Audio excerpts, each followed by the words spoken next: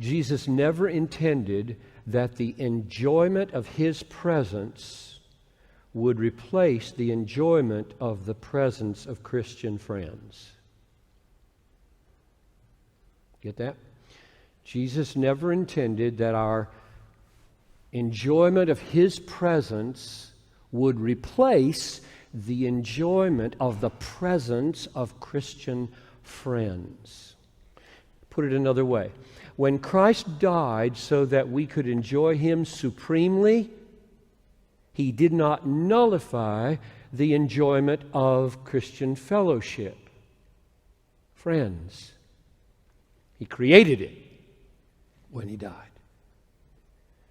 Christ always intends for your friendship with Him to be the heartbeat of your friendship with others. His presence would be the central joy of Christian friendship. And the joy of Christian friendship would magnify the worth of Christ because He's the common treasure between the friends. That's the way He aims it to be. Now, where do I see that in this text? Look at verse 17. Even though everyone failed Paul, he says, "Nevertheless, the Lord stood by me and strengthened me."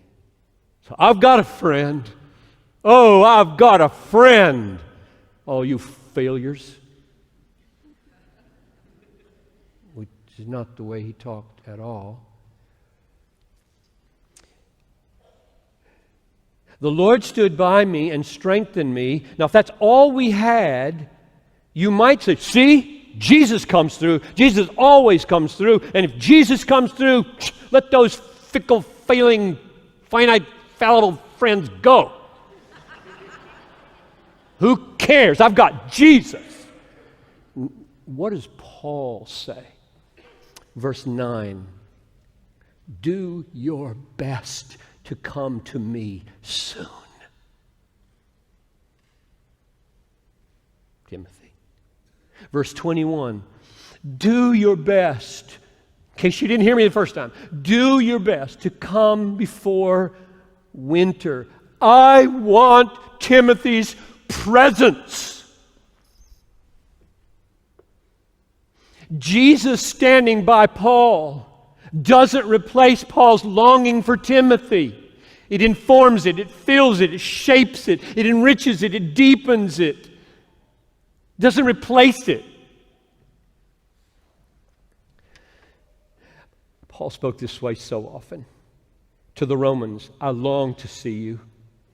I have longed for many years to come to you. To the Philippians, I love and long for you, my joy and my crown. To the Thessalonians, being affectionately desirous of you, we were ready to share with you not only the gospel, but our own selves, because you had become very dear to us.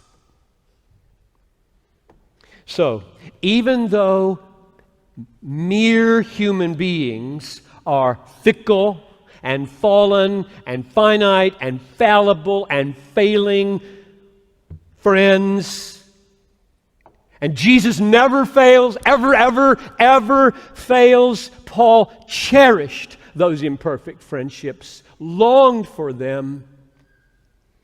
Jesus never intended that the enjoyment of His presence would replace the enjoyment of friends, Christian friends. Christ didn't die to create isolated worshipers. Here's one worshiping me, and here's one worshiping me, and here's one worshiping me. He died to create Christ-exalting friendships. That is, He died to create the church.